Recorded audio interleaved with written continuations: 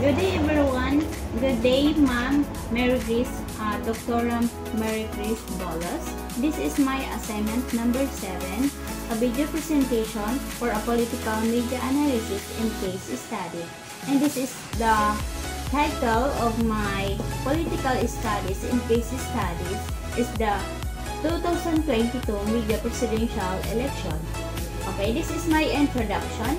The 2022 presidential election in the Philippines was marked by a highly popularized political environment, significant social media influence, and the resurgence of Ferdinand Bongbong Marcos Jr. This analysis explores how media coverage shape public perception and voter behavior. And I have here a background information. The election took place against the backdrop of the COVID-19 pandemic, economic challenges, and ongoing issues related to governance and corruption. The candidates include Bongbong Marcos, Leni Robredo, Isko Moreno, and Manny Pacquiao, with Marcos ultimately winning by a significant margin. And we have here a case study overview. The analysis focuses on the media strategies employed by the Marcos campaign in the constructing approach of Leni Robredo's camp. The roles of traditional media, social media, and disinformation campaign will be examined. The media analysis, we have here the traditional media coverage. Marcos coverage major television network gave extensive coverage to Marcos, often highlighting his campaign, rallies, and public appearance. While Leni Robredo's coverage, Robredo's campaign received less airtime, often overshadowed by Marcos despite his strong grassroots support. We have here the social media dynamics.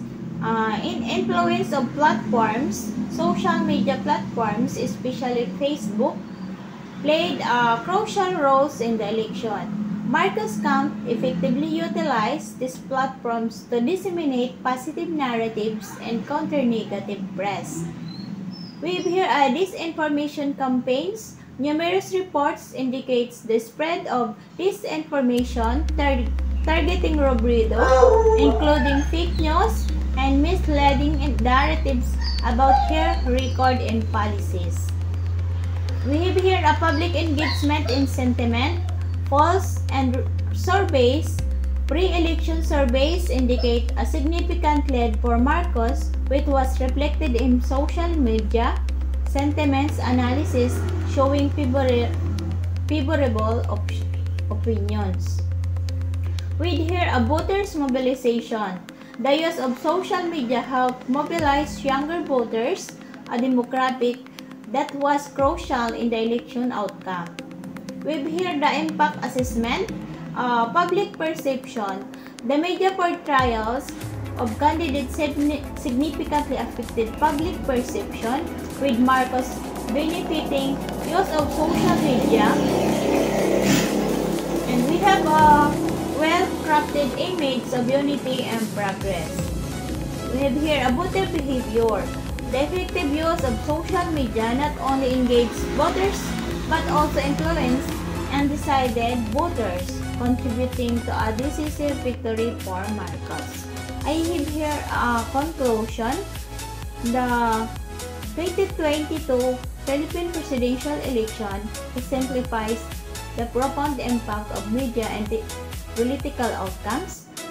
The Marcos campaign strategies used both traditional and social media, combined with a robust disinformation strategy, illustrate the necessity of crucial media literacy among voters. We have here amplification for future election.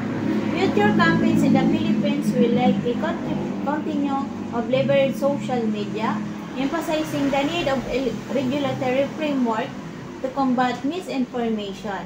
Understanding media influence is crucial for candidates for formulate effective communication strategy.